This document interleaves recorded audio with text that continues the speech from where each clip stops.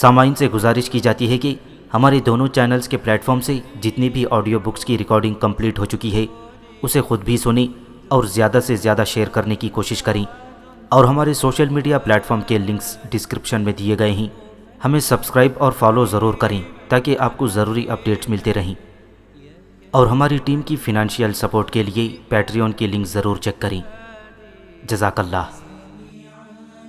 بسم اللہ الرحمن الرحیم۔ تاریخ اسلام جلد سوم، مصنف مولانا اکبر شاہ نجیب آبادی، خلافت اندلس، ایپیسوڈ 71، اندلس کی بغاوتوں کے اسباب۔ اندلس کی ان پیہم اور مسلسل بغاوتوں کا کوئی خاص سبب ہم کو ضرور تلاش کرنا چاہیے جنہوں نے امیر عبد الرحمن کو چین سے نہیں بیٹھنے دیا تھا۔ اس میں شک نہیں کہ اندلس میں کچھ اسی قسم کے لوگ جمع ہو گئے تھے، اور اندلس کی تمام اسلامی آبادی کا مزاج کچھ ایسا واقعہ تھا کہ وہ آپس میں بھی ایک دوسرے کے رقیب تھے اور ساتھ ہی کسی کے زیر حکومت رہنا نہیں چاہتے تھے۔ موجودہ حاکم چونکہ ایک غریب الوطن شخص تھا جس کے خاندان کی حکومت و عظمت مشرق میں تباہ ہو چکی تھی، لہٰذا وہ امیر عبد الرحمن کی حکومت کو بھی دیر تک رکھنے کے خلاف تھی۔ یہ تو وہ اسباب ہیں جن کا اس سے پہلے بھی ذکر ہو چکا ہے اور بالکل پیش پا افتادہ ہیں، لیکن اس کے سوا ایک اور سبب خاص بھی ہے، اور در حقیقت عبد الرحمن کی پریشانیوں اور مصیبتوں کا اصلی سبب وہی ہے۔ عباسی خلافہ جنہوں نے بغداد کو اپنا دارالخلافہ بنا لیا تھا، امیر عبد الرحمن سے فاصلے پر تھے۔ ان کی حدود حکومت اور ملک اندلس کے درمیان سمندر حائل تھا۔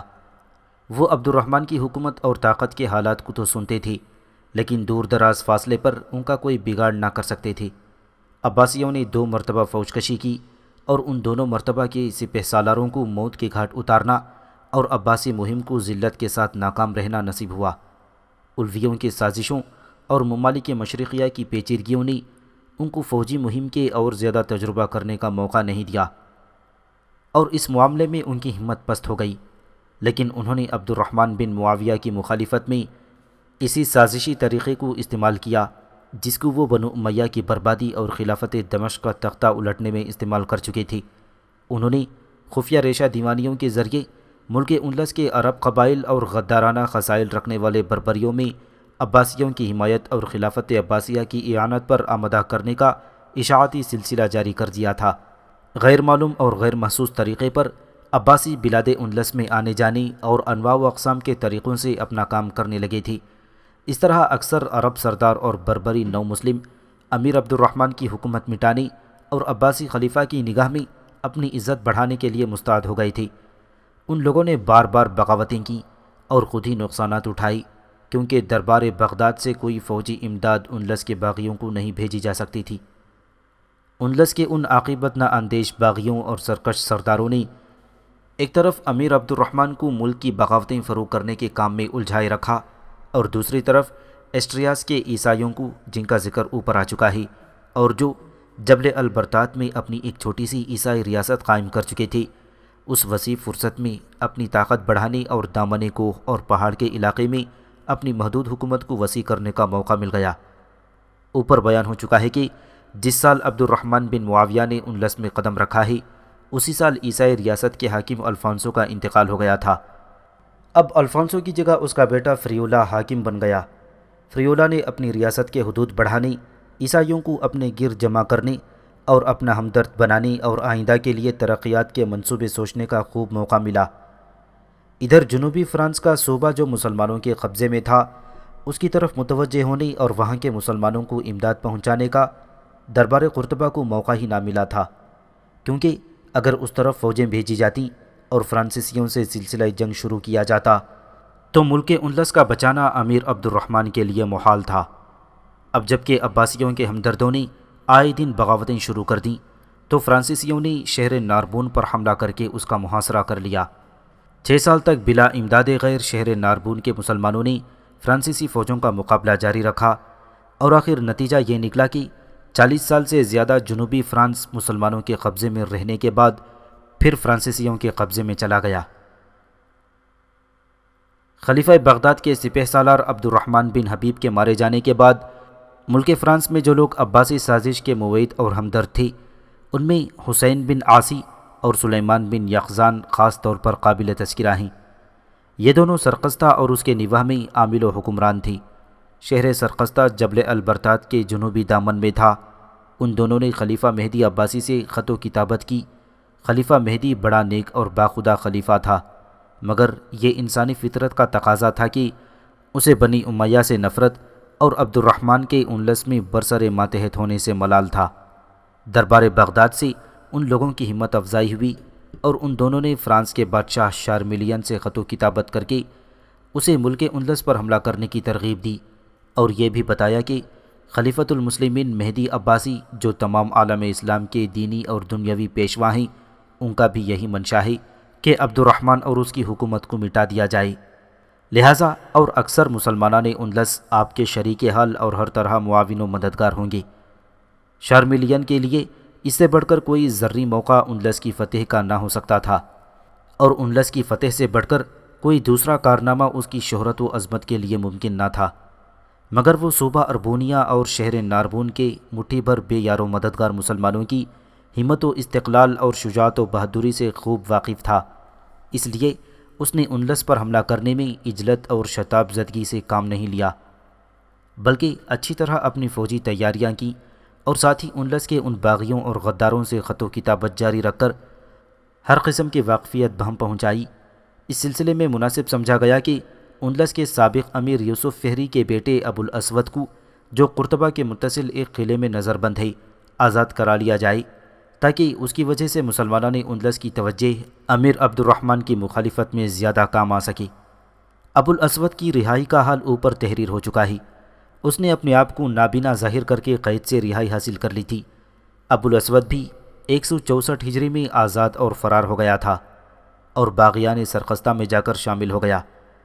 ادھر شاہ فرانس شارمیلین لاکھوں کی تعداد میں فوج فراہم کر کے کیل کانٹے سے درست ہو گیا اور اپنی اس فوج کشی کا مقصد انلس میں مسلمانوں کا اخراج اور عیسائیوں کی حکومت قائم کرنا قرار دیا، جس سے اسے ہر قسم کی امداد حاصل ہو سکی اور عیسائیوں میں امیر عبد الرحمن کے خلاف بڑا جوش پیدا ہو گیا۔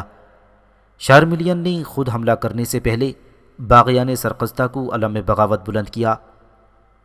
امیر عبد الرحمن کے لیے یہ سب سے زیادہ نازک اور خطرناک موقع تھا کہ اس کی بربادی کے لیے دربار بغداد کا اخلاقی اثر، مسلمانان انلس کی عظیم ترین سازش و بغاوت اور عیسائیوں کی عظیم الشان فوجی تیاریاں سب متحد و متفق تھیں، اور عبد الرحمن اس خطرے کی پوری کیفیت سے ناواقف و بے خبر تھا۔ امیر عبد الرحمن نے اپنے ایک سپہ سالار ثعلبہ بن عبید کو سرخستہ کے باغیوں کی سرکوبی کے لیے روانہ کیا۔ متعدد لڑائیاں ہونے کے بعد ثعلبہ کو سلیمان بن یقظان نے گرفتار کر لیا، اور اس بات کے ثبوت میں کہ ہم کس قدر طاقتور آپ کے ہوا خواہ ہیں، ثعلبہ کو شارمیلین کے پاس بھجوا دیا۔ ثعلبہ کی گرفتاری کے بعد اس کی بقیت السیف فوج بھاگ گئی اور قرطبہ میں عبد الرحمن کے پاس پہنچی اور باغیوں کی قوت و طاقت سے امیر کو مطلع کیا۔ ثعلبہ کی گرفتاری کے بعد ہی شاہ فرانس، جو اپنی لاتعداد فوج لیے ہوئے جبل البرتات کے اس طرف جنوبی فرانس میں پڑا ہوا تھا، وہاں روانہ ہوا۔ فوج اس قدر زیادہ تھی کہ جبل البرتات کے ایک درے میں ہو کر سے نہیں گزرتی تھی، لہٰذا اس کے 2 حصے کیے گئے اور پہاڑ کے 2 مختلف راستوں سے عبور کر کے شہر سرخستہ کی فصیل کے نیچے دونوں طرف آ کر جمع ہو گئی۔ اس عیسائی لشکر کی کثرت اور انلس سے اسلامی اثر کے محو کر دینے کی شہرت جب سرخستہ کے مسلمانوں نے سنی تو انہوں نے سلیمان بن یقظان کو ملامت کی۔ بالخصوص حسین بن عاصی نے بھی اس انجام کو بہت ہی گراں محسوس کیا اور شہر سرخستہ کے دروازے بند کر لیے۔ شارمیلین کو جب یہ محسوس ہوا کہ مسلمانان سرخستہ میری امداد و اعانت سے پہلو تہی کریں گے اور امیر عبد الرحمن کے آنے پر ممکن ہے کہ اس کے ساتھ شامل ہو جائیں گے، تو وہ سرخستہ سے بے نیل و مرام فرانس کی جانب روانہ ہو گیا۔ شارمیلین کے آنے کے وقت ایسٹریاس کی عیسائی ریاست بھی اس کی حامی اور معاون بن گئی تھی، اور ان پہاڑی عیسائیوں نے شارمیلین کو عیسائیوں کا نجات دہندہ سمجھ کر اس کی فوج کے گزارنے میں مدد کی تھی۔ لیکن جب وہ خوفزدہ ہو کر فرانس کی جانب واپس ہونے لگا تو ان پہاڑی عیسائیوں نے اس کی فوج کے پچھلے حصے پر چھاپے مارنے شروع کر دیے اور شمالی میدان میں پہنچنے تک اس کے کئی مشہور و معروف سپہ سالاروں اور فوج کے ایک بڑے حصے کو قتل کر دیا۔ ان پہاڑی عیسائیوں نے جو پہاڑیوں کے اندر خود مختارانہ زندگی بسر کر رہے تھے اور اپنی طاقت کو دم بدم بڑھا رہے تھے، شارمیلین کو اس بات کی سزا دی کہ وہ کیوں مسلمانوں سے ڈر کر واپس ہوا تھا۔ جب شارمیلین واپس ہوا تو حسین بن عاصی نے سلیمان بن یقظان کو قتل کر کے خود سرقستہ کی حکومت اور باغی افواج کی قیادت اپنے ہاتھ میں لے لی۔ اس کے بعد ہی امیر عبد الرحمن بھی قرطبہ سے فوجیں لیے ہوئے سرقستہ کے سامنے آن پہنچا اور فوراً سرقستہ پر محاصرہ ڈال دیا۔ حسین بن عاصی نے اظہار اطاعت اور صلح کی درخواست کی۔ امیر عبد الرحمن نے اس کی یہ درخواست منظور کر لی۔ سرقستہ سے فارغ ہو کر امیر عبد الرحمن نے شاہ فرانس کے اندلس کی طرف آنے کے جواب میں فرانس کا قصد کیا اور پہاڑی دروں کو بآسانی عبور کر کے فرانس کے میدان میں پہنچ گیا۔ اس موقع پر ایسٹریاس والے عیسائی اپنے پہاڑوں کے گوشوں میں چھپے اور سہمے ہوئے بیٹھے رہے اور انہوں نے اسی کو بہت غنیمت سمجھا کہ امیر عبد الرحمن ہماری طرف ملتفت ہی نہ ہوں، جیسا کہ پہلے بھی کوئی امیر ان کی طرف ملتفت نہ ہوا تھا۔ حالانکہ اس مرتبہ ان پہاڑی عیسائیوں نے، جن کو پہاڑی قزاق سمجھا جاتا تھا، شارمیلین کا بہت سا سامان لوٹ لیا اور ان کو نقصان پہنچانے کا مطلق خیال نہیں کیا، بلکہ ان کے وجود کو جو اندلس کے شاہی لشکر کے لیے اب تک موجب تکلیف نہ ہوا تھا، غنیمت سمجھا۔ فرانس کے میدانوں میں پہنچ کر امیر عبد الرحمن نے فرانس کے آدھے جنوبی حصے کو خوب طاقت و تاراج کرنا شروع کر دیا۔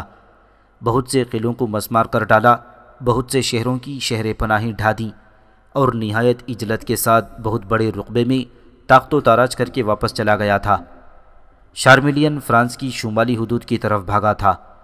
وہ اپنے ملک کے اس جنوبی حصے کو حریف کی تاراج سے مطلق نہ بچا سکا۔ امیر عبد الرحمن فرانس میں زیادہ دنوں نہیں ٹھہر سکتا تھا، کیونکہ اسے اپنے ملک کا حال معلوم تھا کہ وہاں بغاوت و سرکشی کا کس قدر سامان موجود ہے۔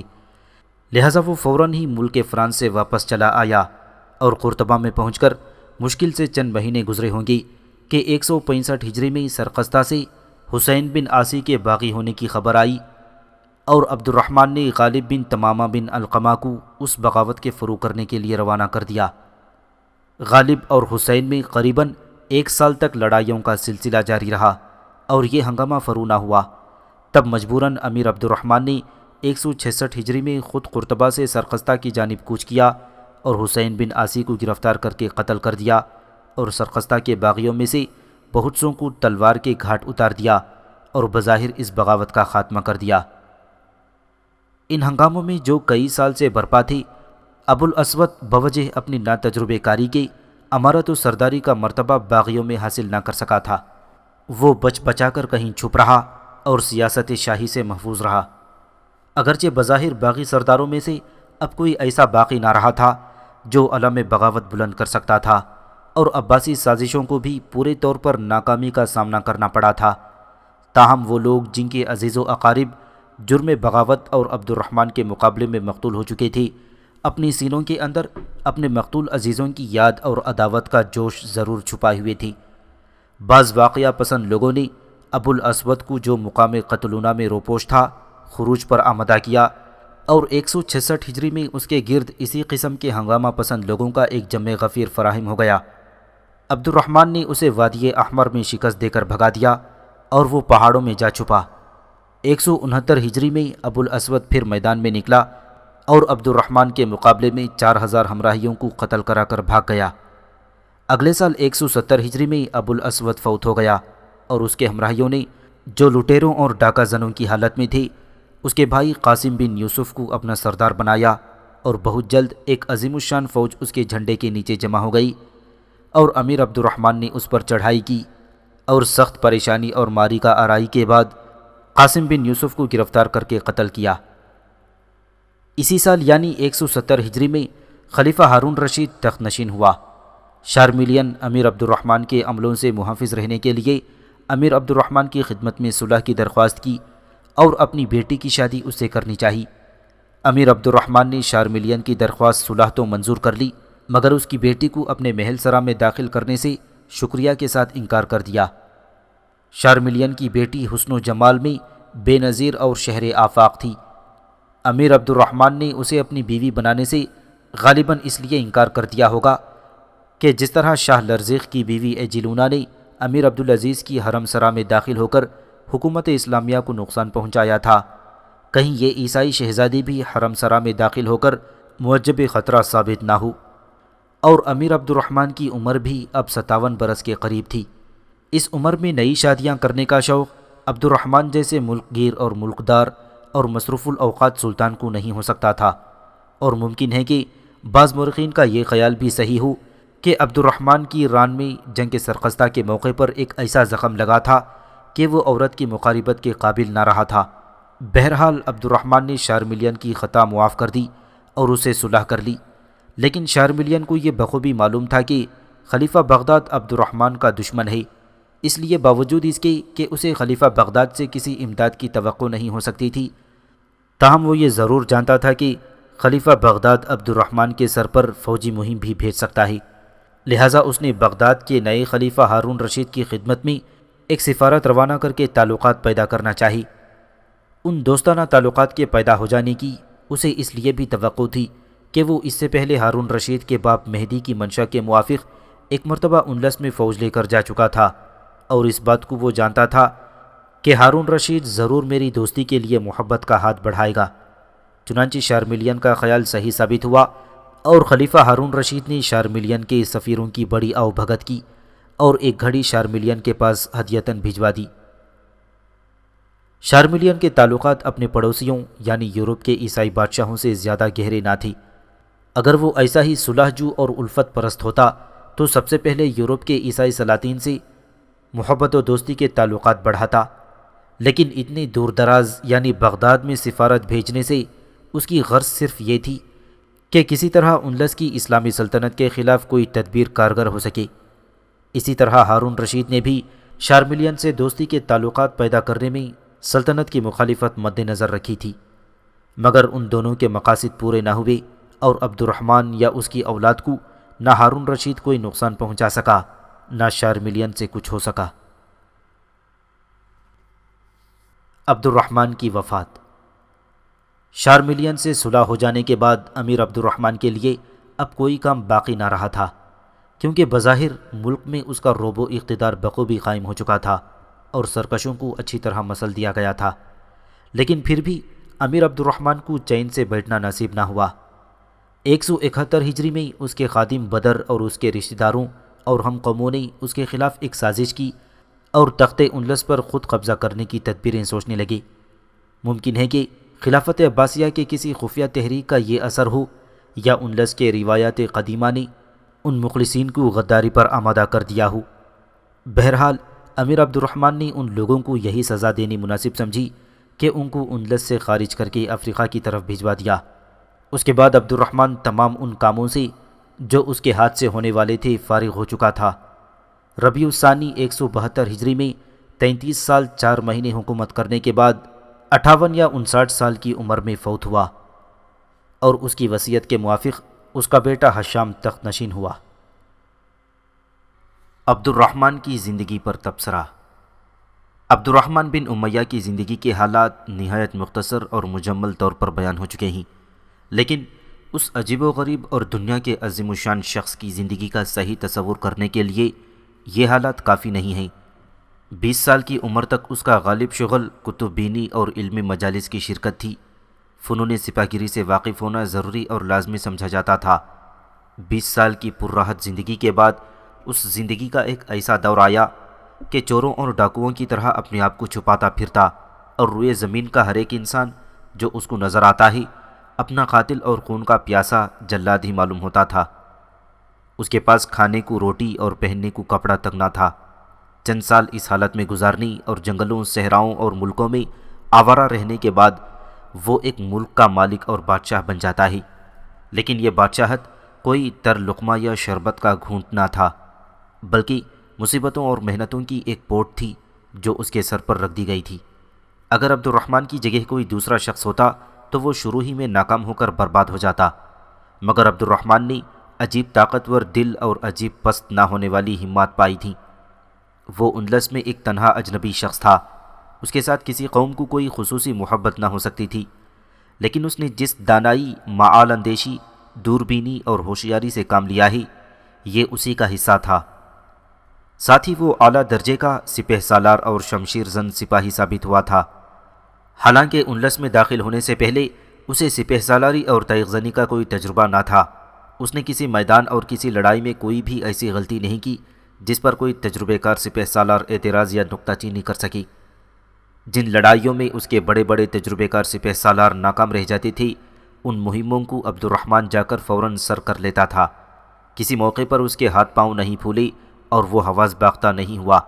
حالانکہ بارہا اس پر ایسی مصیبتیں نازل ہوئیں اور اس کے خلاف ایسی بغاوتیں مسلسل ہوئیں کہ دوسرا شخص اس کی جگہ ہوتا تو عقل و مذہب کی پابندی میں نہ رہ سکتا، یا تو احمقوں کی طرح اپنے آپ کو ہلاک کر دیتا یا بزدلوں کی طرح ذلیل ہو کر بھاگ جاتا۔ مگر حقیقت یہ ہے کہ عبد الرحمن نے اس بات کا موقع ہی نہیں دیا کہ اس کی ہمت کی انتہا اور اس کے استقلال کی آخری سرحد کا کسی کو اندازہ ہو سکے۔ اس نے بڑی سے بڑی ہمت دکھائی، لیکن اس کے معتدل انداز اور متانت آمیز طرز عمل سے ہمیشہ یہی ظاہر ہوا کہ وہ اس سے بھی بہت بڑھ کر ہمت دکھا سکتا ہے۔ اس نے کوئی کام ایسا نہیں کیا جس سے اس کی بے وقوفی ثابت ہو سکے، بلکہ اس کے ہر ایک کام میں اس قدر دانائی اور دور اندیشی پائی گئی کہ اس سے بڑھ کر دانائی اور دور اندیشی کی کسی سے توقع نہیں کی جا سکتی تھی۔ اس کی تمام زندگی یعنی مدت حکمرانی ہم کو جنگ و پیکار کے ہنگاموں سے پر نظر آتی ہے، اور کسی کا خیال بھی اس طرف نہیں جا سکتا کہ امیر عبد الرحمن نے ملک اندلس میں کوئی ایسا کام بھی کیا ہوگا جس کی ایک پرامن سلطنت کے سلطان سے توقع ہو سکتی ہے۔ مگر جب یہ معلوم ہوتا ہے کہ امیر عبد الرحمن نے اندلس میں علوم و فنون کے رواج دینے کی کوشش میں کامیابی حاصل کی اور اس ملک کے اندر اپنے خاندان کی حکومت کو مستقل بنانے کے لیے علم کے رواج دینے اور تمام ملک میں مدارس قائم کرنے کو سب سے زیادہ ضروری سمجھا، تو انسان حیران رہ جاتا ہے اور اس مدبر و معال اندیش شخص کی فہم و فراست پر عش عش کرنے لگتا ہے۔ امیر عبد الرحمن نے شہر قرطبہ اور اکثر شہروں کی شہر پناہیں تعمیر کرائیں۔ انلس کے بہت سے شہروں اور قصبوں میں جہاں ضرورتیں تھیں مسجدیں بنوائیں، اور شہر قرطبہ میں ایک ایسی مسجد بنوائی جس کا ثواب روئے زمین پر دستیاب نہ ہوا تھا۔ اس مسجد کی تعمیر اگرچہ امیر عبد الرحمن نے اپنی زندگی میں پوری نہیں کر سکا اور ناتمام ہی چھوڑ کر فوت ہو گیا، مگر اس کی بنیاد جس وسیع پیمانے اور خوبصورت طریقے سے اس نے رکھوائی تھی، ختم ہونے کے بعد اس کے بانی ہی کی علو ہمت اور بلند نظری پر دلیل ہوئی۔ مسجد قرطبہ کی خوبصورتی اور حسن تدبیر نے بہت سے ضعیف الاعتقاد مسلمانوں کی نگاہ میں اس مسجد کو خانہ کعبہ کی طرح باعظمت و مقدس بنا دیا تھا۔ حالانکہ تمام مسجدیں ایک ہی مرتبہ رکھتی ہیں، شوق عمارات میں امیر عبد الرحمن کا مرتبہ ہندوستان کے شاہ جہاں سے بڑھ کر ہے، تو رائے تدبیر میں وہ ارسطو کا ہمسر نظر آتا ہے۔ ملک اندلس میں اپنی سلطنت قائم کر لینا تیمور و نیپولین کی فتوحات سے بہت بڑھ چڑھ کر مرتبہ رکھتا ہے۔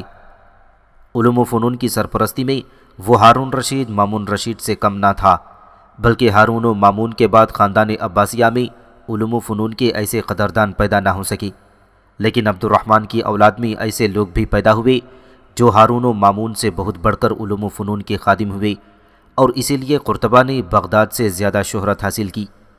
ابن حیان لکھتا ہے کہ عبد الرحمن بڑا رحم دل اور شائستہ مزاج شخص تھا۔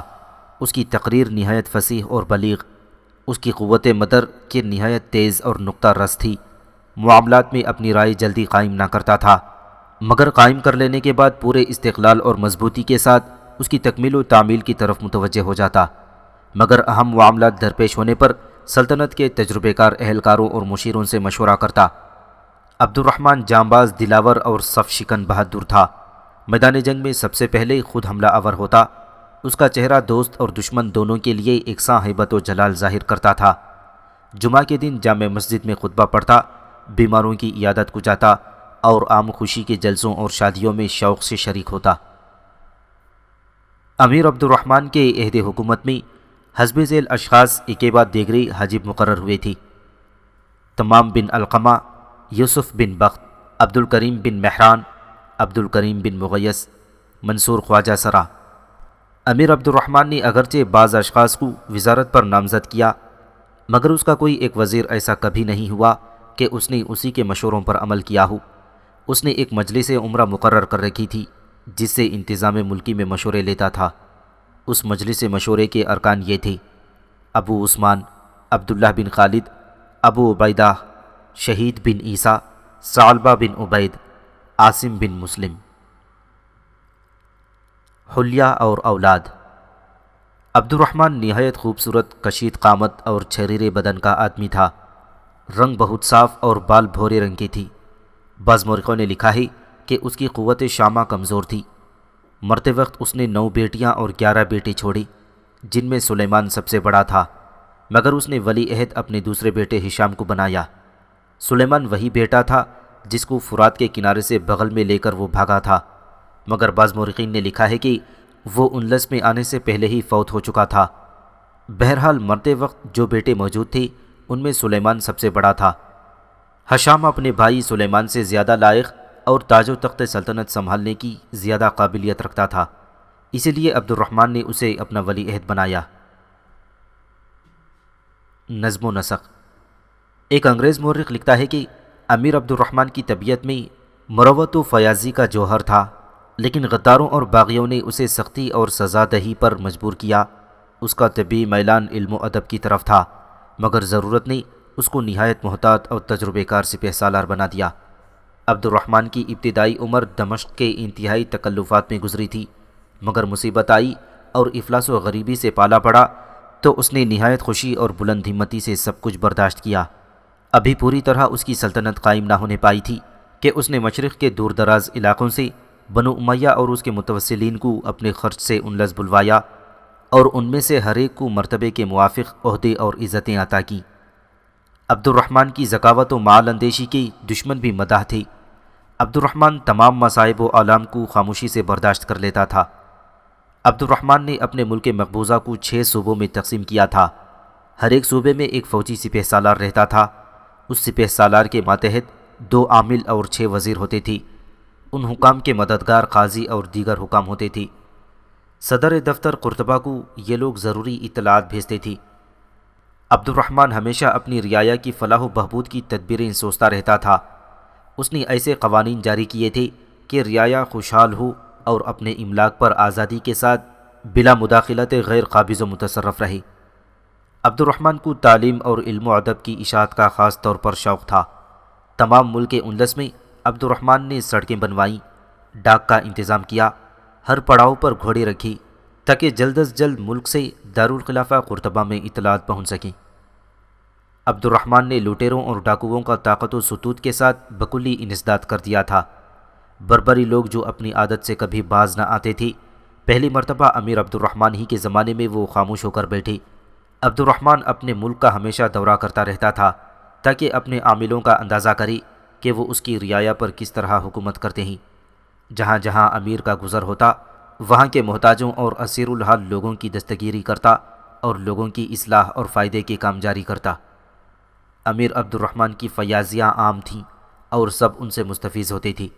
اگرچہ عبد الرحمن نے ہر جگہ مسجدیں اور رفاہ عام کی عمارتیں بنوائیں، لیکن دارالحکومت قرطبہ کی شان و شوکت بڑھانے کے لیے اس نے خوبصورت عمارتیں بنانے میں زیادہ ہمت و توجہ صرف کی۔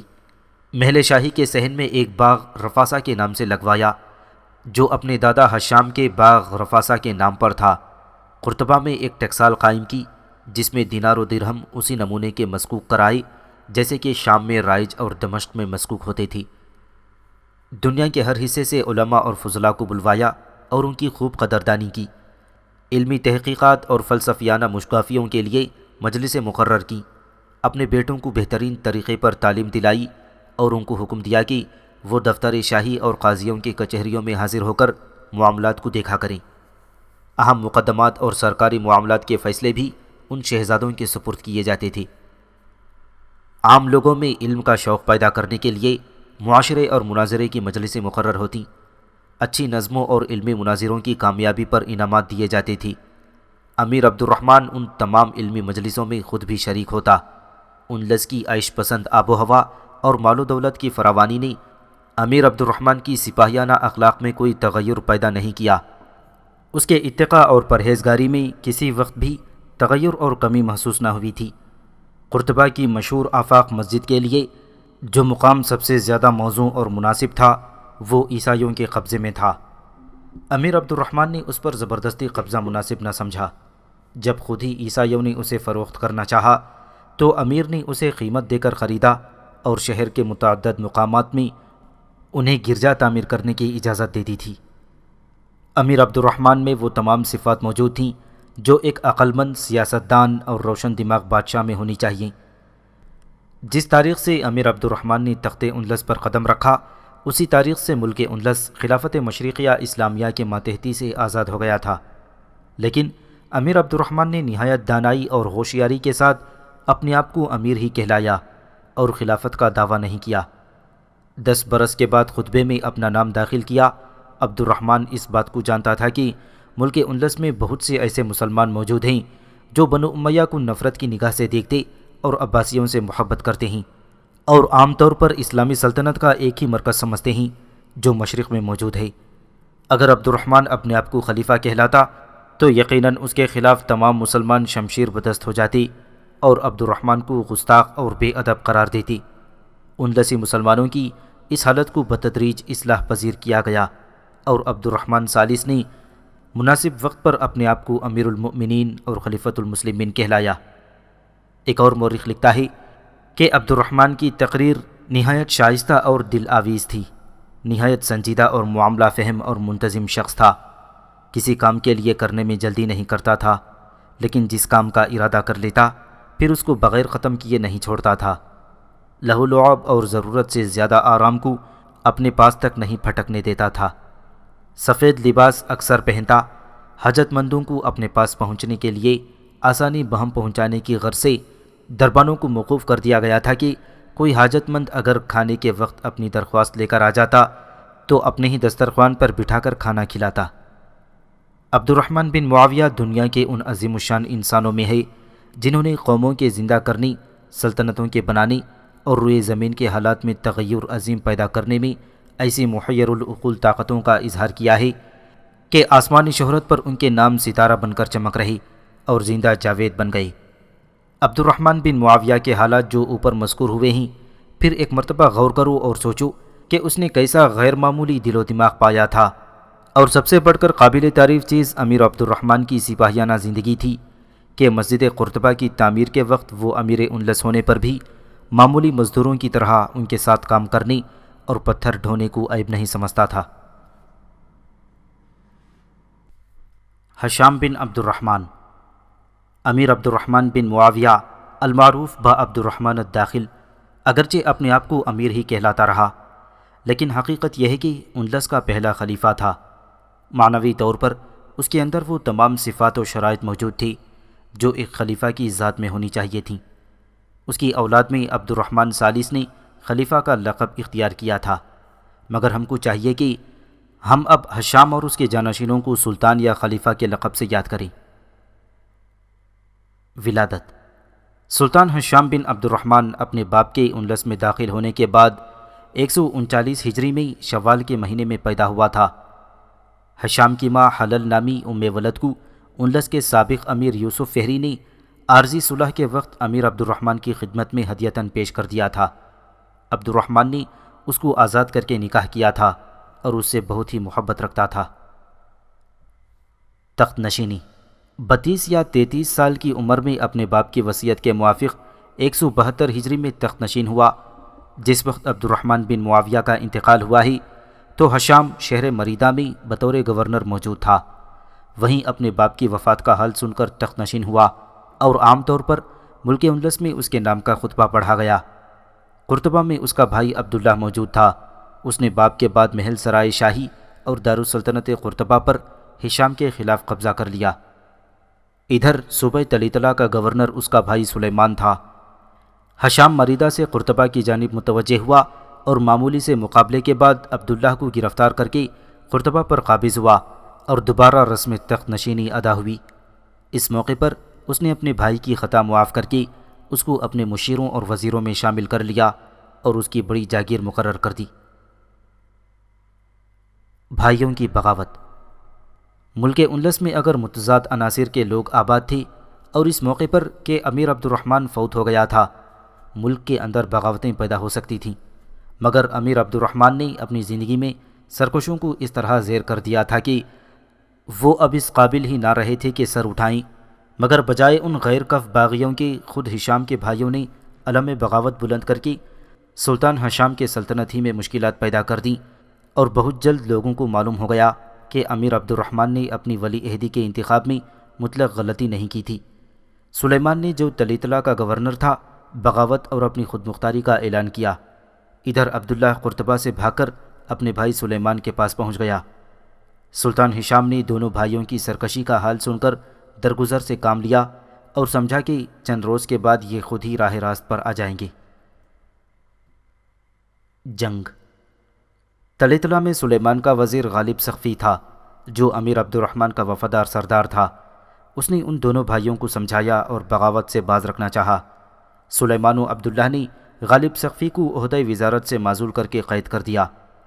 غالب سقفی کے قید ہونے کی خبر سن کر ہشام نے قرطبہ سے ایک خط لکھا تھا کہ ایسے قدیمی وفادار اور نمک حلال شخص کو قید کرنا مناسب نہیں۔ سلیمان و عبداللہ نے اس سفیر کے سامنے غالب سقفی کو قید خانے سے بلوا کر قتل کر دیا اور کہا کہ جاؤ، اس خط کا جواب یہی ہے۔ سلطان ہشام نے اس جواب کو سن کر قرطبہ سے 20,000 فوج لے کر طلیطلہ کی جانب روانہ ہوا۔ ادھر سلیمان و عبداللہ دونوں ایک زبردست فوج لے کر طلیطلہ سے قرطبہ کی جانب روانہ ہوئے۔ طلیطلہ سے تھوڑے فاصلے پر دونوں فوجوں کا مقابلہ ہوا۔ سلیمان و عبداللہ شکست کھا کر طلیطلہ میں واپس ہو کر قلعہ بند ہو بیٹھی۔ قلعہ طلیطلہ اپنی مضبوطی کے لیے مشہور تھا۔ اس کا فتح کرنا کوئی آسان کام نہ تھا۔ ہشام نے طلیطلہ کا محاصرہ کر لیا۔ سلیمان نے اپنے بیٹے اور عبداللہ دونوں کو طلیطلہ میں چھوڑ کر اور ایک حصہ فوج لے کر قرطبہ کا رخ کیا۔ قرطبہ میں عبد الملک بطور گورنر مقیم تھا۔ عبد الملک نے سلیمان کے آنے کی خبر سن کر قرطبہ سے کچھ فاصلے پر سلیمان کا استقبال تیر و شمشیر سے کیا۔ سلیمان شکست کھا کر مرثیہ کی طرف بھاگ گیا اور ملک میں جا بجا لوٹ مار مچاتا ہوا پھرنے لگا۔ یہ حالت دیکھ کر سلطان ہشام نے طلیطلہ کے محاصرے پر ایک سردار کو چھوڑ کر دارالسلطنت قرطبہ کا عزم کیا تاکہ قرطبہ میں بیٹھ کر سلیمان کی نقل و حرکت کی نگرانی اور اس کا بندوبست بآسانی کیا جا سکے۔ بھائیوں کی معافی۔ عبداللہ جب طول محاصرہ سے تنگ آ گیا تو اس نے بلا شرط اور بلا جان کی امان طلب کیے ہوئے اپنے آپ کو سلطان ہشام کے قبضے میں دے دینا گوارا کر لیا۔ چنانچہ وہ محاصرین کی ایک معتمد کی نگرانی میں قرطبہ آ کر دربار سلطانی میں حاضر ہوا۔ سلطان ہشام نے خطا معاف کر دی اور بڑی عزت و محبت کا برتاؤ کیا، اور اس بات کے ثابت کرنے کے لیے کہ عبداللہ کی طرف سے سلطان کا دل صاف ہے اسے طلیطلہ ہی میں جاگیر دے کر رخصت کر دیا۔ سلیمان نے مرثیہ میں بہت سے آدمیوں کو جمع کر لیا۔ سلطان نے اپنے نوعمر بیٹے حکم کو فوج کا سردار بنا کر مقابلے پر بھیجا۔ دونوں فوجوں کا مقابلہ ہوا تو سلیمان حکم سے شکست کھا کر بھاگا۔ اس کی تمام جمعیت مقتول و منتشر ہو گئی۔ آخر مجبور ہو کر 2 برس تک آوارہ سرگرداں رہنے کے بعد 174 ہجری میں سلیمان نے سلطان ہشام سے معافی کی درخواست کی۔ سلطان ہشام نے فوراً اس کی درخواست منظور کی اور بھائی کو اپنے دربار میں نہایت عزت و تکریم کے مقام پر جگہ دی۔ سلیمان نے کہا کہ میں ملک اندلس میں اب رہنا پسند نہیں کرتا، مجھ کو افریقہ جانے کی اجازت دی جائے۔ ہشام نے بخوشی اس کو اجازت دے دی اور اس کی جاگیر جو اندلس میں تھی 70,000 مشقال سونے کے عوض خرید لی۔ سلیمان افریقہ میں پہنچ کر مقیم ہوا اور وہاں عباسیوں کا ایجنٹ بن کر اندلس کو ہمیشہ خط و کتابت کے ذریعے بغاوت پر آمادہ کرتا رہا۔ فرانس پر حملہ۔ بھائیوں کے فتنے سے فراغت پا کر سلطان ہشام نے 40,000 فوج مرتب کر کے ملک فرانس پر حملہ کیا اور تمام جنوبی فرانس اور شہر ناربون کو، جو عرصے تک صوبہ بونیا کی مسلمان گورنر کا دارالحکومت رہ چکا تھا اور مسلمانوں کی خانہ جنگی کی وجہ سے امیر عبد الرحمن کے زمانے میں فرانسیسیوں کے قبضے میں تھا، پھر فتح کر لیا گیا۔ یہاں سے بے قیاس مال و دولت ہاتھ آیا تھا۔ واپسی میں جبل البرتات کے عیسائیوں سے گستاخانہ حرکات معائنہ ہوئی۔ یہ عیسائی ریاست مسلمانوں کی کم التفاتی اور عیسائیوں کی چالاکی کے سبب پہاڑ کے گوشے میں قائم ہو گئی تھی۔ آج تک اس عیسائی ریاست نے کبھی اسلامی لشکر کا مقابلہ نہیں کیا تھا، اسی لیے مسلمانوں نے بھی اس کے وجود کو اپنے لیے مضر نہ سمجھ کر اس کو باقی رکھا۔ اب جب کہ اسلامی لشکر ملک فرانس کو فتح کر کے اور شارمیلین کو مقابلے سے بھگا کر مال غنیمت واپس ہو رہا تھا، تو ایسٹریاس کے عیسائیوں نے مسلمانوں کی فوج کے عقبی حصے کو اسی طرح چھیڑنا اور لوٹنا چاہا جس طرح انہوں نے شارمیلین کی فوج جبل البرتات میں لوٹ کر اس کے ایک حصے کو برباد کر دیا تھا، مگر شارمیلین اور ہشام کی فوجوں میں بڑا فرق تھا۔ پہاڑی عیسائیوں کی سرکوبی۔ سلطان ہشام نے قرطبہ میں پہنچ کر 175 ہجری میں اپنے وزیر یوسف بن بخت کو اس پہاڑی عیسائیوں کی سرکوبی پر مامور کر دیا۔ یوسف بن بخت نے ریاست ایسٹریاس پر حملہ کر کے تمام ریاست کو تہو بالا کر ڈالا۔ یہ پہلا موقع تھا کہ ایسٹریاس کے عیسائیوں کو مسلمانوں کے مقابل ہونا پڑا، مگر وہ بہت بری طرح ہلاک و برباد ہو گئی اور ان کا حاکم برمیوڈر گرفتار ہو گیا تھا۔ فتح کے بعد اس پہاڑی علاقے کو مسلمانوں نے اپنی سکونت کے ناقابل پا کر پھر اسی حاکم کے حوالے کر دیا اور اس سے اطاعت و فرمانبرداری اور ادائے خراج کا اقرار کر لیا۔ جنوبی فرانس کے مال غنیمت کے خمس سے مسجد قرطبہ کی تعمیر۔ جنوبی فرانس اور عیسائی صوبوں سے جو مال غنیمت مسلمانوں کے ہاتھ آیا، اس کا خمس جو سلطان ہشام کی خدمت میں پیش کیا گیا تو وہ 45,000 اشرفیاں تھیں۔ سلطان ہشام نے یہ تمام روپیہ مسجد قرطبہ کی تعمیر و تکمیل پر خرچ کیا۔ صوبہ اربونیہ کی بغاوت کا استحصال۔ عبد الملک نے اس مہم میں ایک اور عجیب حرکت کی۔ جلیقیہ، ایسٹریاس، اربونیہ اور جنوبی فرانس کے سرکش عیسائیوں کو جو میدان جنگ میں مسلمانوں نے گرفتار کیے تھے، شہر ناربون میں یہ حکم سنایا کہ تمہاری رہائی اس طرح ہو سکتی ہے کہ شہر ناربون کی شہر پناہ کو گرا کر اس کے پتھر شہر قرطبہ میں پہنچاؤ۔ چنانچہ اس عیسائیوں نے شہر کی فصیل کے پتھروں کو قرطبہ پہنچایا۔ قرطبہ اور ناربون کے درمیان کئی سو کوس کا فاصلہ تھا۔ راستے میں بہت سے دریاؤں اور پہاڑوں کی گھاٹیوں کو عبور کرنا تھا۔ ایک ایک قیدی نے ایک ایک چھوٹا پتھر اپنے کندھے پر رکھ لیا اور جو بڑے تھے اسے گاڑیوں میں لاد کر قیدیوں نے کھینچا۔ بعض متوسط درجے کے پتھروں کو 2 آدمیوں نے ڈولی کی طرح اٹھا کر ایک بانس یا لکڑی میں باندھ کر لٹکایا۔ اس طرح شہر ناربون کی فصیل کے جس قدر پتھر یہ قیدی اٹھا سکتے تھے انہوں نے اٹھائے اور کوچ و مقام کرتے ہوئے شاہی دستہ فوج کی نگرانی میں قرطبہ تک لائی۔ ان پتھروں سے مسجد قرطبہ کی مشرقی دیوار کا ایک حصہ تعمیر ہوا اور عبد الملک نے ان قیدیوں سے یہ مشقت لے کر ان کو حسب وعدہ رہا کر دیا، اور عیسائی ریاستیں سزا دہی کے بعد اقرار اطاعت لے کر پھر عیسائیوں کے سپرد کر دی گئیں، کیونکہ ان شمالی اور پہاڑی علاقوں کو عرب سردار سرد آب و ہوا کے سبب پسند نہ کرتے تھے اور زیادہ قیمتی نہ جانتے تھے۔ یہی وجہ تھی کہ ان شمالی صوبوں میں مسلمانوں کی آبادی بہت ہی کم تھی۔ جنوبی اندلس میں مسلمانوں کی آبادی زیادہ تھی اور یہیں کے عیسائی باشندے بھی زیادہ اسلام میں داخل ہو چکے تھے۔ مسجد قرطبہ کی تکمیل اور وادی الکبیر کے پل کی اثر نو تعمیر۔ سلطان ہشام نے اپنے باپ عبد الرحمن بن معاویہ کی مسجد قرطبہ کو تکمیل تک پہنچانے کے لیے خصوصی توجہ کی تھی۔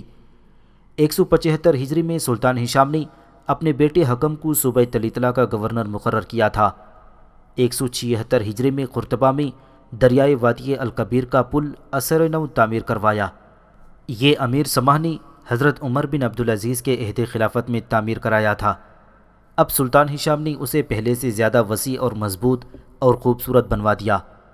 جب یہ پل بن کر تیار ہوا تو سلطان کے کان میں کسی شخص نے یہ آواز پہنچائی کہ سلطان نے یہ پل اس لیے بنوایا تھا کہ اسے شتا میں آنے جانے کے لیے آسانی ہو۔ یہ سن کر سلطان نے مرتے وقت تک اس پر قدم نہیں رکھا۔ چنانچہ عباسی ایجنٹ پوشیدہ طور پر اندلس میں اپنا کام کرتے ہی رہتے تھے۔ ادھر سلطان ہشام کا بھائی سلیمان افریقہ یعنی مراکش میں بیٹھا ہوا مسلمانوں اور عیسائیوں کو گمراہ کرنے کی کوشش میں مصروف تھا۔ شمال کی جانب شارمیلین جو ہارون رشید سے دوستی پیدا کر چکا تھا اسی قسم کی کوشش میں لگا رہتا تھا۔ نتیجہ یہ ہوا کہ صوبہ جلیقیہ کی نوزائیدہ عیسائی ریاست نے فرانسیسیوں اور اندلسی واقعہ پسندوں کی پشت پناہی پر علامات سرکشی ظاہر کرنا شروع کر دیے۔ سلطان ہشام نے بلا توقف عبد الکریم بن عبد الواحد بن مغیث کو بلا کر جلیقیہ کی جانب روانہ کیا۔ لشکر اسلام نے جلیقیہ میں پہنچ کر سرکشوں کو نیچا دکھایا اور ان سے اقرار اطاعت لے کر واپس آیا۔ ابھی یہ بغاوت فرو نہ ہوئی تھی کہ بربریوں نے متحد ہو کر علم بغاوت بلند کیا۔ سلطان ہشام نے ان کی سرکوبی پر عبد القادر بن عیان بن عبداللہ کو روانہ کیا۔ عبد القادر نے سخت معرکے کے بعد بربری جمعیت کو منتشر اور ہزارہ کو خاک و خون میں ملا دیا۔ یہ واقعہ 178 ہجری کا ہے۔ 179 ہجری میں اہل جلیقیہ نے فرانسیسیوں کے ابھارنے سے پھر سرکشی کا اظہار کیا۔ سلطان نے عبد الملک بن عبد الواحد بن مغیث کو معاو فوج اس طرف روانہ کیا اور حکم دیا کہ علاقہ جلیقیہ میں ہوتے ہوئے ملک فرانس کے اندر داخل ہو کر اس اسلامی لشکر سے ملو جو دوسری طرف سے فرانس میں داخل ہوگا۔ چنانچہ ایک لشکر دوسرے راستے سے فرانس میں بھیجا گیا۔ جلیقیہ کے عیسائی رئیس اوفونش نے اسلامی لشکر کی آمد کا حال سن کر تمام راستے اور شہر خالی کر دیے اور خود اسلامی لشکر کے آگے آگے پہاڑوں میں بھاگتا اور چھپتا پھرا۔ چونکہ عبد الملک جلیقیہ میں زیادہ دنوں نہیں ٹھہرنا چاہتا تھا، لہٰذا وہ باغی سردار کو مفرور دیکھ کر فرانس کی حدود میں داخل ہوا اور دوسرے اسلامی لشکر سے مل کر ملک فرانس کے اکثر شہروں اور قلعوں کو فتح کر کے مسمار کیا اور فتح و فیروزی کے ساتھ قرطبہ کی جانب واپس آیا۔ وفات ماہ صفر 180 ہجری میں سلطان ہشام بن عبد الرحمن نے 7 سال چند ماہ حکومت کرنے کے بعد 40 سال 4 ماہ کی عمر میں وفات پائی۔ ہشام کی زندگی پر تبصرہ۔ مسجد قرطبہ کی تعمیر میں 80,000 دینار امیر عبد الرحمن نے صرف کیے تھے اور 1,60,000 دینار سلطان ہشام نے اس مسجد کی تعمیر و تکمیل میں خرچ کیے۔ سلطان ہشام اپنے باپ کی طرح سفید مگر نہایت سادہ اور کم قیمت لباس پہنتا تھا۔ اسے شکار کا بہت شوق تھا، لیکن ایسا نہیں کہ امور سلطنت اور دین و ملت کے کاموں میں حارج ہو۔ آخر ایام حیات میں اس کو بھی ترک کر دیا تھا۔ حاجت مندوں کے لیے اس کا دربار ہمیشہ کھلا ہوا تھا۔ مظلوموں کو اپنی دادرسی میں کسی قسم کی کوئی رکاوٹ پیش نہیں آتی تھی۔ محتاجوں کی خبرگیری میں وہ خود راتوں کو اپنا آرام ترک کر دیتا تھا۔ مسافروں کو خود لے جا کر کھانا کھلاتا، اندھیری راتوں میں شہر کے گلی کوچوں میں گشت کرتا اور محتاجوں، بیواؤں، مسکینوں کی دستگیری میں بڑا لطف پاتا۔ چوروں، ڈاکوؤں اور مجرموں سے جو زر جرمانہ وصول کرتا وہ سرکاری خزانے میں داخل نہ ہوتا بلکہ رعایا ہی کے بہبود کے کاموں میں صرف کیا جاتا۔ لڑائیوں میں جو لوگ اتفاقاً عیسائیوں کی قید میں چلے جاتے ان کو سرکاری خزانے سے فدیہ دے کر آزاد کرایا جاتا۔ سلطان ہشام نے قسم کھانے کے بعد ایک بھی مسلمان کو عیسائیوں کی قید میں باقی نہ چھوڑا تھا، سب کو آزاد کرا لیا تھا۔ اندلس میں ایک مسلمان نے مرتے وقت یہ وصیت کی تھی کہ اس کے ترکے سے ایک مسلمان قیدی عیسائیوں کی قید سے آزاد کرایا جائے۔ چنانچہ تمام عیسائی ممالک کو چھان مارا مگر کوئی مسلمان عیسائیوں کی قید میں نہ ملا، کیونکہ سلطان ہشام نے تمام مسلمانوں کو پہلے ہی آزاد کرا دیا تھا۔ سلطان ہشام ایک مکان خریدنا چاہتا تھا اور اس مکان کے مالک سے گفتگو ہو رہی تھی۔ اسی اثنا میں سلطان کو معلوم ہوا کہ اس مکان کے قریب رہنے والا ایک شخص اس مکان کو خریدنا چاہتا ہے، مگر وہ سلطان کی وجہ سے اس مکان کی خریداری کے ارادے کو ترک کر چکا ہے۔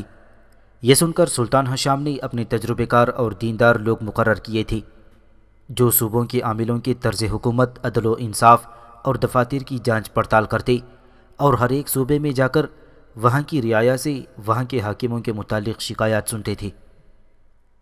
سلطان ہشام کے عہد حکومت میں قرطبہ کے اندر وہاں کے امیروں اور مالدار لوگوں نے بڑی بڑی خوبصورت اور عظیم الشان عمارتیں بنوائیں، جس سے شہر کی رونق اور خوبصورتی میں اضافہ ہو گیا، اور علمی مجالس کا سلسلہ تو امیر عبد الرحمن ہی کے زمانے سے خوب زور و شور کے ساتھ اندلس میں جاری تھا۔ لیکن سلطان ہشام نے اس علمی ترقیات کے سلسلے کو ترقی دینے کے علاوہ سب سے بڑا کام یہ کیا تھا کہ مدارس میں عربی زبان کو لازمی قرار دیا۔ اس کا نتیجہ یہ ہوا کہ چند روز میں اندلس کے عیسائی عربی زبان سے واقف ہو کر قرآن مجید اور دین اسلام سے واقفیت حاصل کرنے کے قابل ہوئے اور بڑی کثرت سے بطیب خاطر اسلام میں داخل ہونے لگی، اور عیسائیوں کی وہ وحشت اور نفرت جو مسلمانوں سے تھی وہ اکثر دور ہو کر اس کی جگہ عیسائیوں اور مسلمانوں میں تعلقات، محبت و مودت قائم ہونے لگی۔ عربی زبان کے لازمی قرار دینے کا اثر اشاعت اسلام کے لیے بے حد مفید ثابت ہوا۔ عیسائیوں کے اندر مسلمانوں کا احترام پیدا ہوا اور وہ اپنے عقائد و خیالات کی نادرستی اور غلطی سے واقف ہونے لگے تھے۔ دونوں قومیں ایک دوسرے کی رعایت کرنے لگیں اور نوبت یہاں تک پہنچی کہ مسلمان عام طور پر عیسائی عورتوں سے شادیاں کرنے لگے۔ عیسائیوں نے خود ہی اسلامی لباس پہننا شروع کر دیا۔ سلطان ہشام کے عادات و خصائل اور طرز زندگی میں حضرت عمر بن عبدالعزیز رحمۃ اللہ علیہ کے ساتھ بہت مشابہت تھی۔ اندلس کی تمام رعایا نے ہشام کو سلطان عادل کا خطاب عطا کر دیا۔ اور اسی نام سے اس کا ہر جگہ ذکر کیا جاتا تھا۔ سلطان ہشام اپنے باپ عبد الرحمن سے زیادہ عابد، زاہد اور مذہبی شخص تھا۔ امیر عبد الرحمن کی ستوت اور بانی ستوت ہونے کی حیثیت سے مولویوں اور مولوی مزاج لوگوں کو دربار شاہی میں ایک درجے تک اقتدار حاصل کرنے کا موقع دیا تھا، لیکن سلطان ہشام کے عہد حکومت میں فقہا کا اقتدار سب پر فائق تھا۔ اسی زمانے میں فقہا کے الگ مذاہب کی بنیاد رکھی جا رہی تھی۔ حضرت امام مالک بن انس رحمۃ اللہ علیہ کی مدینہ میں بڑی شہرت تھی اور حجاز میں فقہ مالکی کی پیروی عام طور پر لوگ کرنے لگی تھی۔ حضرت مالک کی خدمت میں اندلس کے بعض مسلمان آئی اور کچھ عرصہ رہ کر اندلس واپس گئے۔ حضرت مالک نے سلطان ہشام کی حالات سن کر بڑی محبت و عقیدت کا اظہار کیا، چنانچہ وہ فرمایا کرتے تھے کہ دنیا میں کوئی شخص اگر خلیفۃ المسلمین ہونے کا مستحق ہے تو وہ صرف ہشام بن عبد الرحمن ہے۔ امام مالک کا یہ خیال بالکل درست اور بجا تھا، کیونکہ ہشام علاوہ عابد و زاہد ہونے کی عقل مند و مدبر اور بہادر بھی تھا۔ وہ بہادری اور قابلیت سپہ سالاری میں اپنے باپ کا ہمسر اور زہد و عبادت میں باپ سے بڑھ کر تھا۔ امام مالک کے یہ کلمات عباسیوں کو سخت ناگوار گزرتی تھی اور اسی لیے عباسیوں کے ہاتھوں سے انہوں نے اذیتیں برداشت کیں۔ ہشام کے ابتدائی عہد حکومت میں فرعون بن عباس، عیسیٰ بن دینار اور سعید بن ابی ہند، جو ملک اندلس کے مشہور فقہا اور علماء میں سے تھی، حج کے ارادے سے مکہ معظمہ کی طرف روانہ ہوئے۔ ان کے ساتھ اور علماء اور اکابر تھی۔ ان لوگوں کی جب حضرت امام مالک بن انس سے ملاقات ہوئی تو وہ بہت متاثر ہوئے۔ چند روز ان کی صحبت سے مستفیض ہو کر اندلس واپس گئے اور حضرت امام مالک کے خیالات و عقائد کی اشاعت کرنے لگے تھے۔ ان کی تبلیغ کا یہ اثر ہوا کہ اندلس کے قاضی القضات ابو عبداللہ زید نے بھی مالکی مسلک کو پسند کیا۔ سلطان ہشام انہی لوگوں کی سب سے زیادہ قدر و منزلت کرتا اور انہی لوگوں کو زیادہ اپنی صحبت میں رکھتا، لہٰذا سلطان نے بھی حضرت امام مالک کے مذہب کو قبول کر کے حکم دیا کہ ہر سال سرکاری خزانے سے ان لوگوں کے مصارف برداشت کیے جائیں جو حضرت امام مالک کی خدمت میں فقہ اور حدیث کی تعلیم حاصل کرنے کے لیے جائیں گے۔ چنانچہ نو مسلم عیسائیوں اور نو مسلموں کی اولاد نے اس طرف زیادہ توجہ دی، اور حقیقت یہ ہے کہ ان نو مسلموں میں دینی احکام کی پابندی اور عبادات کا زیادہ شوق تھا۔ سلطان ہشام اور شیخ الاسلام ابو عبداللہ کی مالکی مسلک اختیار کرنے کا نتیجہ یہ ہوا کہ سلطنت کا مذہب مالکی ہو گیا اور تمام ملک میں مالکی فقہ کے موافق قاضیوں کے فیصلے صادر ہونے لگے۔ ہشام کے عہد حکومت میں صدقات و زکوٰۃ کتاب و سنت کے موافق بالکل وصول کیے جاتے تھے۔ ولی عہد۔ سلطان ہشام نے اپنی زندگی میں اپنے بیٹے حکم کو اپنا ولی عہد بنایا اور اراکین سلطنت سے حکم کی ولی عہدی کی بیعت لی۔ اس موقع پر حکم کو مخاطب کر کے ہشام نے مندرجہ ذیل کلمات بطور وصیت فرمائی: تم عدل و انصاف کے قائم رکھنے میں امیر و غریب کا مطلق امتیاز نہ کرنا، اپنے ماتحتوں سے رعایت اور مہربانی کا برتاؤ کرنا، اپنے صوبوں اور شہروں کی حفاظت و حکومت پر وفادار اور تجربے کار لوگوں کو مامور کرنا، جو عامل رعایا کو بلا وجہ ستائے اسے سخت سزا دینا، فوج پر اپنا اقتدار مضبوطی اور اعتدال کے ساتھ قائم رکھنا، اور اس بات کا بھی لحاظ رکھنا کہ فوج کا کام ملک کی حفاظت کرنا ہے، ملک کو تباہ کرنا نہیں۔ فوج کو تنخواہ ہمیشہ وقت پر دینا اور جو وعدہ کرو اسے پورا کرنا۔ ہمیشہ اس بات کی کوشش کرنا کہ رعایا تم کو محبت کی نگاہ سے دیکھے۔ رعایا کو زیادہ ڈرانا اور خوف زدہ بنا کر رکھنا استحکام سلطنت کے لیے مضر ہے۔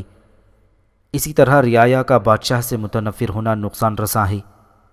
کاشتکاروں کے حال سے کبھی بے خبر نہ ہونا، اس بات کا ہمیشہ خیال رکھنا کہ فصیلیں تباہ اور خراب نہ ہونے پائیں اور چراگاہیں برباد نہ ہو جائیں۔ تمہارا مجموعی طرز عمل ایسا ہو کہ تمہاری رعایا تم کو دعائیں دیں اور تمہارے زیر سایہ خوشی اور گرمی سے اپنی زندگی گزارے۔ اگر تم نے ان باتوں کو ملحوظ رکھا تو تم شاندار بادشاہ کی فہرست میں شامل ہو سکو گی۔ سلطان ہشام کا تمام عہد حکومت لڑائیوں اور چڑھائیوں میں گزرا، لیکن جب اس کے مذہبی، علمی، اخلاقی، معاشرتی کارناموں پر غور کیا جائے تو اس بات کا تصور دشوار ہو جاتا ہے کہ سلطان ہشام نے جنگی کارنامے بھی کیے ہوں گے اور بڑے بڑے بادشاہوں کو نیچا دکھایا ہوگا، کثیر التعداد بغاوتوں کو فروغ کیا ہوگا اور ہر ایک میدان میں فتح پائی ہوگی۔ بہرحال ملک اندلس میں خاندان بنو امیہ کی حکومت و سلطنت و خلافت کے قائم ہونے اور قائم ہو کر 300 برس تک باقی رہنے کے اسباب میں ایک بڑا سبب یہ ہے کہ امیر عبد الرحمن بانی حکومت اندلس کے بعد ہشام جیسا ہماری صفت موصوف سلطان تخت اندلس کا وارث و مالک ہوا تھا۔ اگر سلطان ہشام کی جگہ کوئی دوسرا کم قابلیت والا سلطان ہوتا تو خاندان عبد الرحمن بن معاویہ میں سلسلہ سلطنت کا قائم ہونا بے حد دشوار تھا۔ افسوس یہ ہے کہ سلطان ہشام کی مدت سلطنت بہت تھوڑی رہی، یعنی صرف 7 برس اور 8 مہینے اس نے حکومت کی تھی۔ تاہم اس کی تلافی اس طرح ہو گئی کہ ہشام کے بعد حکم بن ہشام بھی ایک نہایت موزوں شخص تھا جو تخت حکومت پر جلوہ افروز ہوا تھا۔